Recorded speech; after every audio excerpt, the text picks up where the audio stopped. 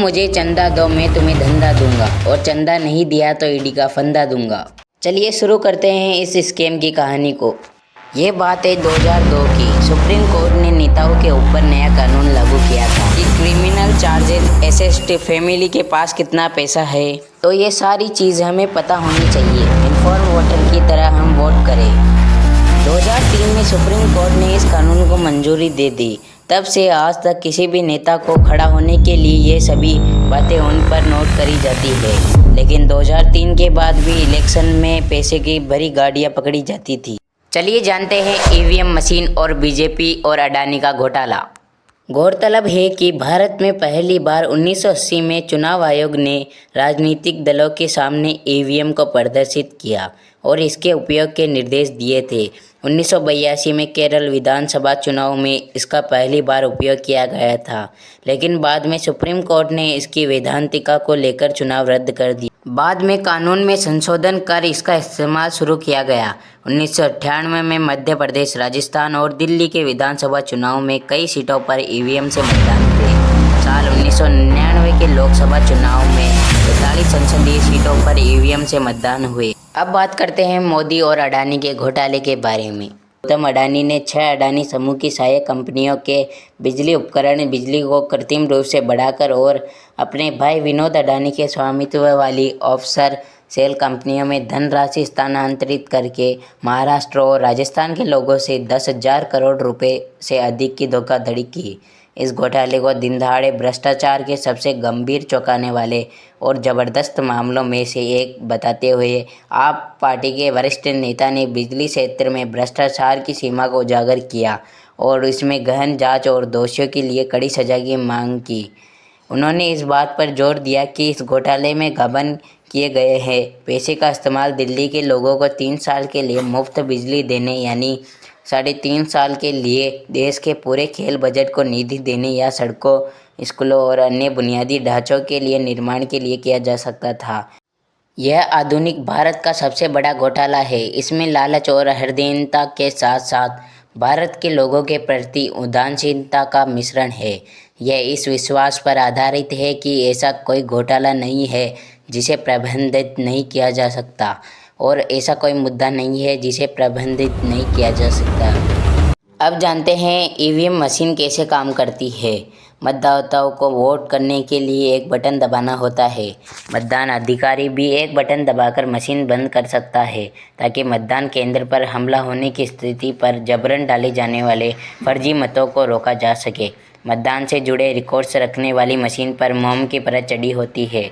इसके साथ ही इसमें चुनाव आयोग की तरफ से आने वाली एक चिप और सीरियल नंबर होता है। एक लोकसभा सीट के लिए डाले गए मतों को महज 3 से 5 घंटों में गिना जा सकता है, जबकि बैलेट पेपर के दौरे में इसी काम को करने में 40 घंटों का समय लगता था। इसके साथ ही मशीन फर्जी मतों को अलग कर देती है, जिससे ऐसे वोटों को गिनने में लगने वाले समय और खर्च में काफ़ी कमी आ गई। दुनिया में लगभग 33 देश किसी न किसी तरह इलेक्ट्रॉनिक वोटिंग की प्रक्रिया को अपनाते हैं और उन मशीनों की प्रामाणिकता पर सवाल उठाए हैं।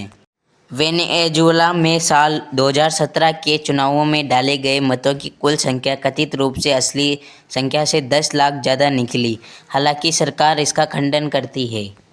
अर्जेंटीना के राजनेताओं ने इसी साल मतों की गोपनीयता और नतीजों में छेड़छाड़ की आशंका जताते हुए ई वोटिंग कराने की योजना से किनारा कर लिया है। इराक में साल 2018 में हुए चुनाव के बाद इलेक्ट्रॉनिक वोटिंग मशीनों में गड़बड़ी की खबरों के बाद मतों की आंशिक गिनती दोबारा करवाई गई थी। भारत में भी ऐसा मामला आया था, पर चुनाव आयोग कर चुका है इनकार इस बात पर। हालांकि चुनाव आयोग ने ईवीएम में ऐसी किसी भी गड़बड़ी की संभावना से साफ इनकार किया है। लोकसभा चुनाव के ऐलान के वक्त ईवीएम को लेकर पूछे गए सवाल का जवाब देते हुए मुख्य चुनाव आयुक्त ने कहा था, अब तक 40 बार सुप्रीम कोर्ट सहित दूसरे न्यायालय ईवीएम से जुड़ी ऐसी याचिकाओं को खारिज कर चुके हैं। इसके बावजूद हर चुनाव के बाद ईवीएम पर सवाल खड़े किए जाने लगते हैं। इनमें दल वह भी शामिल है जो ईवीएम के जरिए चुनाव जीतकर आते हैं। कांग्रेस के शासनकाल में शुरू हुआ इस्तेमाल। साथ ही पूर्व मुख्य चुनाव आयुक्त ने ईवीएम में गड़बड़ी का आरोप लगाने पर कांग्रेस को भी आड़े हाथों ले हुए कहा था कि कांग्रेस शासन में ईवीएम का इस्तेमाल शुरू हुआ था। यदि गड़बड़ी की गुंजाइश होती तो फिर कांग्रेस सत्ता से बाहर कैसे हो गई। मैं ऐसे व्यक्ति की कहानी सुनाने जा रहा हूँ जिसने 6 चुनाव कराए हैं अब तक।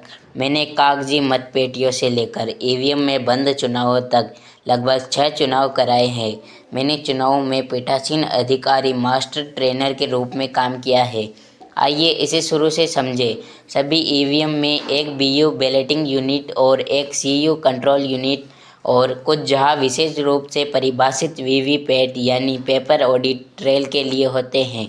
कोई भी ईवीएम नासिक कार्यालय से अपनी यात्रा शुरू करती है जहां उसे रेंडमाइजेशन प्रक्रिया से गुजारा जाता है।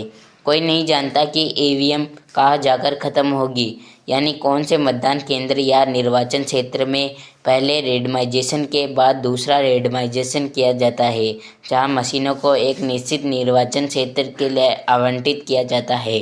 फिर मशीनों का परीक्षण किया जाता है और इन ईवीएम पर बहुत सारे वोट डाले जाते हैं। जिनमें खराबी होती है उन्हें निकाल दिया जाता है। फिर तीसरा रेंडमाइजेशन होता है जहां बीयू का सीयू और वीवीपैट से मिलान किया जाता है। नई उम्मीदवारों का चयन पर्यवेक्षकों की एक टीम द्वारा किया जाता है जो सभी क्लास 1 अधिकारी होते हैं। फिर इन मशीनों को बैटरी डिब्बे से नीचे की ओर सील कर दिया जाता है। इनमें से प्रत्येक मशीन में लगभग 100